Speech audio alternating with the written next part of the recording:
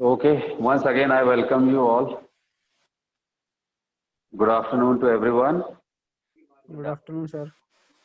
Okay, good तो मैं afternoon जो सर। विजुअलाइज करा रहा हूँ आज अपना सोम लैब का भी पार्ट है और सोम लैब का लेक्चर है जैसे, तो मैं सोम लैब का भी एक पोर्शन कवर करूंगा और जो कॉन्सेप्ट हम लर्न कर रहे हैं अपने theoretical fundamental and principles of the सोम में, मैं उन चीज़ों को भी आज इसमें साथ में रिलेट करके आपको दिखाऊंगा। देखिए ये कंट्रोल पैनल दिखाई दे रहा है आप सबको।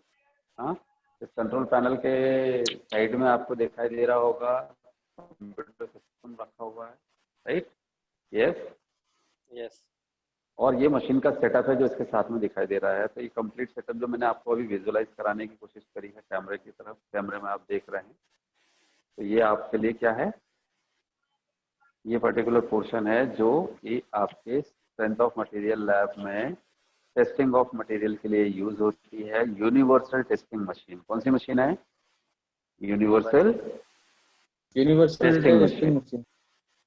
ओके, वेरी गुड, है ना। अब मैं जरा सा, हाँ जी, है ना। तो अभी ये चीज़ मैंने पिक्चराइजेशन में आपको थोड़ा सा विजुअलाइज कराया हूँ। मैं अब इसको स्टेबल कर देता हूँ कैमरे को, हम थोड़ा लर्निंग कॉन्सेप्ट में पीछे जाते हैं। ठीक, ओके। तो हमारी स्लाइड्स जहाँ कल हम देख रहे थे चीज़ों को, उसी के पॉइंट से हम आगे बढ़ करके जरा आज फॉर्मुलेशन देखेंगे पहले, फिर इन पर्टिकुलर पॉइंट्स को डिस्कस करके इनके रिलेशंस आप लोगों को थोड़ा सा एक्सप्लेनेशन में मैं जरा क्लियर कर दूँ कॉन्सेप्ट को। तो आज देखिए हम bars with cross section varying in steps को समझ लेते हैं, ठीक है ना। जैसे एक बड़ा सिंपल सा एग्जांपल है कि अब तो मैं आज लैब में बैठा हूँ, यहाँ से लैब से क्लास ले रहा हूँ, तो आप लोगों को कुछ विजुलाइज भी करा सकता हूँ। जस्ट वेट, इस उठा करके लेके आ रहा हूँ, थोड़ा सा वेट करिएगा। तो हम देखेंगे कि किस तरह से हमारे मटेरियल स्पेसिमेन को हम कंसीडर करते हैं और उसको टेंसाइल टेस्ट में तोड़ करके हम उसकी स्ट्रेंथ को मेजर करते हैं। तो with the help of this universal testing machine हम मटेरियल टेस्टिंग के डिफरेंट पैरामीटर्स पर काम करते हैं, राइट। तो वो चीज़ें मैं आज आपको बताने के लिए कुछ विजुलाइज कराऊंगा, साथ ही साथ आपको देख करके अच्छा लगेगा कि ओके इस तरह से हमारे इंजीनियरिंग मटेरियल्स पर टेस्टिंग होती है और मटेरियल्स को हम तोड़ते हैं। देखो मैं डिफरेंट रॉड्स लेकर के आ रहा हूँ, ये रॉड्स के साथ में मैं आप लोगों को आज अंडरस्टैंडिंग दे करके क्लियर करूंगा। देखिए सब लोग देख रहे हैं, सरिया देख रहे हैं? Hello, yes sir, yes sir. जी सर। है ना? जी ना, सर। तो ये थोड़ा सा आज प्रैक्टिकल अप्रोच में आपको थोड़ी सी कोशिश करता हूँ कि यहाँ से कुछ बातें और समझ में आए आपको अच्छे से। तो उससे पहले हम थोड़ा सा अपना लर्निंग कॉन्सेप्ट थोड़ा 10 मिनट इसको लर्न कर लेते हैं। तो ये पार्ट हमारे लिए ऐसा हो जाएगा कि जिससे आपको कल का जो टॉपिक हमने देखा था ना, जिसमें सस्टेन और डिस्प्लेसमेंट की इलोंगेशन के फॉर्मूलेज आए थे, यस एवरीबडी नोज, हाँ है ना। तो आज थोड़ा सा जरा थोड़ी देर के लिए अटेंशन में हो जाइए सभी लोग। तो इस पोर्शन को जरा देख लीजिए कि bar with cross section varying in step, ये जो पार्ट आपके सामने लिखा हुआ है इस पोर्शन, तो आपके सामने स्क्रीन में लिखा हुआ है a typical bar with cross section varying in step and subjected to axial load carrying of three portions L1, L2 and L3 and the respective cross-sectional areas are A1, A2 and A3. मेरी voice clear है सभी बच्चों को? अपने copy pen ready रख लीजिएगा और हल्का सा स्ट्रक्चर भी बनाते हुए चलेंगे तो आपको इजी होता चला जाएगा। Okay, right right sir. है ना। तो अब यहाँ पर देखिए हमारे सामने एक फिगर है, व्हाइट कलर के इंप्रेशन में एक आपको ऑब्जेक्ट का फिगर दिखाई दे रहा है। इस फिगर को ध्यान से देखने की कोशिश करें तो फॉर एग्जांपल कोई एक रॉड है, राइट, है ना। उस रॉड के सेक्शंस अलग अलग, जैसे ये रॉड में आपको दिखाने की कोशिश कर रहा हूँ, तो ये रॉड है ना यूनिफॉर्म क्रॉस सेक्शन ये दिखाई दे रही है। कैसी दिखाई दे रही है? Uniform cross section. ओके, ठीक है जी यस सर। सर।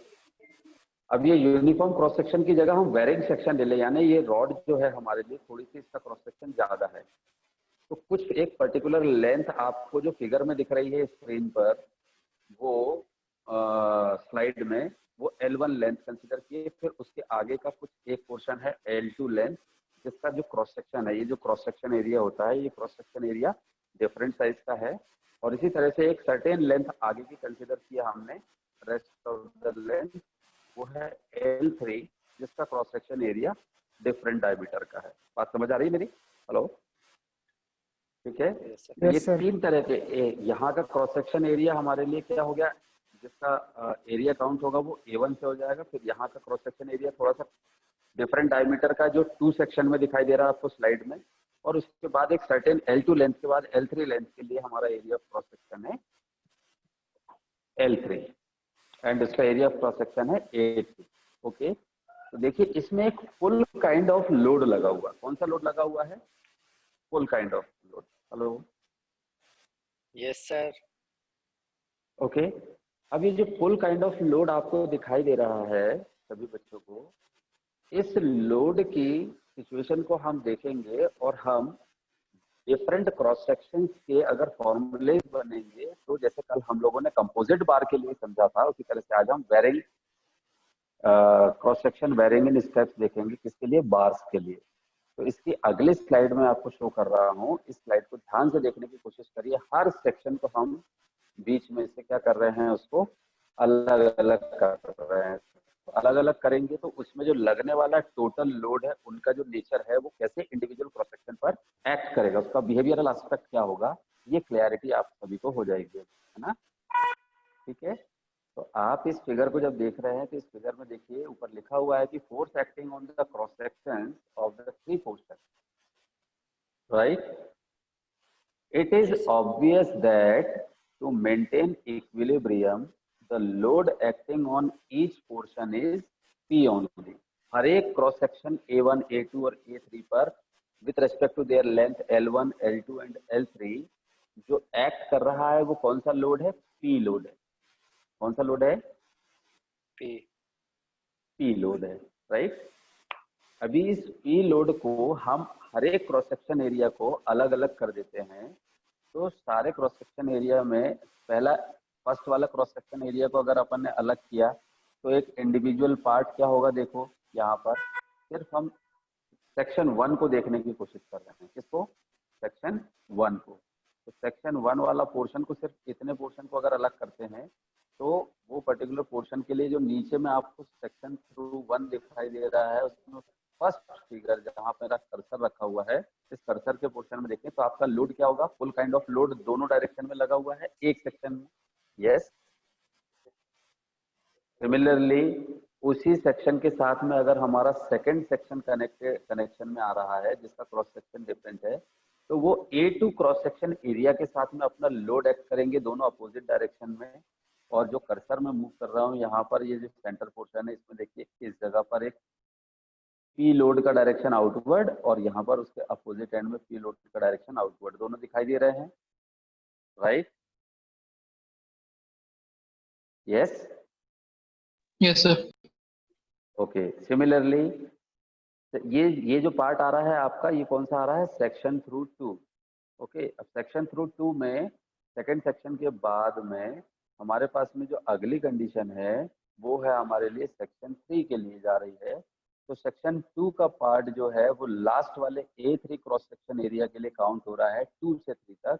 तो उसके कंबाइंड सेक्शन को हम देख रहे हैं, तो एक load P full kind of load outward लग रहा है, और उसके दूसरे एंड में भी P लोड आउटवर्ड डायरेक्शन में लग रहा है, यानी दोनों के दोनों लोड हमारे आउटवर्ड डायरेक्शन में जा रहे हैं।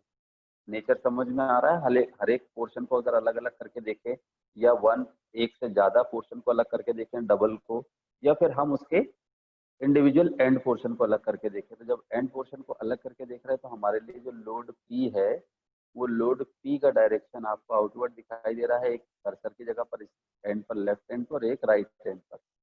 तो ये दोनों ही पर्टिकुलर जो नेचर है, ये हमारे कौन से बन रहे हैं? P लोड के बन रहे हैं। Getting me what I am saying? Hello, Yes, sir. Okay. तो यहाँ तक सभी को सारी बातें दिखाई दे रही है और समझ में आ रही है फिगर्स के अकॉर्डिंग? यस बच्चों, यस सर। है ना, कन्वे करिएगा मुझे, है ना। सर फिर से बता दीजिए। ओके, फिर से बता दूं। देखो हम